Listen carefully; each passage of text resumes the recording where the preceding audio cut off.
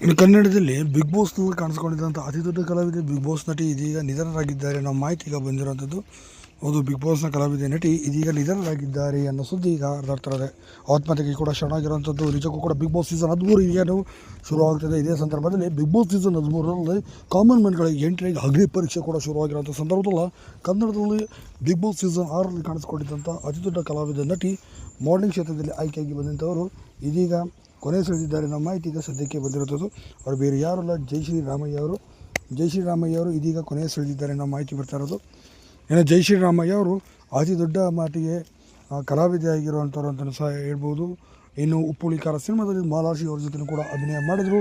ಇನ್ನು ಒಳಗಡೆಯೂ ಕೂಡ ಸುಮಾರು 60 ದಿನಗಳ ಕಾಲ ಅತಿಯಾಗಿ ಸರ್ವೈವ್ ಕೂಡ ಮಾಡಿದರು. ಇನ್ನು ಅವರ ಅಣ್ಣ ತಮ್ಮದಿರು ಮಾಡಿದಂಥ ಮೋಸ ಮತ್ತು ಅವ್ರ ಮಾವದಿರು ಮಾಡಿದ ಮೋಸದಿಂದಾಗಿ ಅವರು ಈ ರೀತಿ ದುಡುಕಿ ನಿರ್ಧಾರವನ್ನು ಮಾಡಿದ್ದಾರೆ. ವೃದ್ಧಾಶ್ರಮದಲ್ಲಿ ವಾಸವಿದ್ದರು. ಇನ್ನು ಅಲ್ಲೇ ಇದ್ದಂಥ ಸಂದರ್ಭದಲ್ಲಿ ಆರ್ಥಿಕವಾಗಿ ಸಾಕಷ್ಟು ಸಂಕಷ್ಟದಿದ್ದರು. ಸಾಕಷ್ಟು ಸಾಲಗಳನ್ನು ಕೂಡ ಮಾಡಿಕೊಂಡಿದ್ರು. ಪಾಪ ಅದು ತೀರ್ಸೋಕ್ಕೂ ಕೂಡ ಆಗದಲೇ, ಕೆಲಸನೂ ಕೂಡ ಇಲ್ಲದಲೇ ಜಯಶ್ರೀ ಅವರು ಇಂಥ ದುಡುಕಿ ನಿರ್ಧಾರವನ್ನು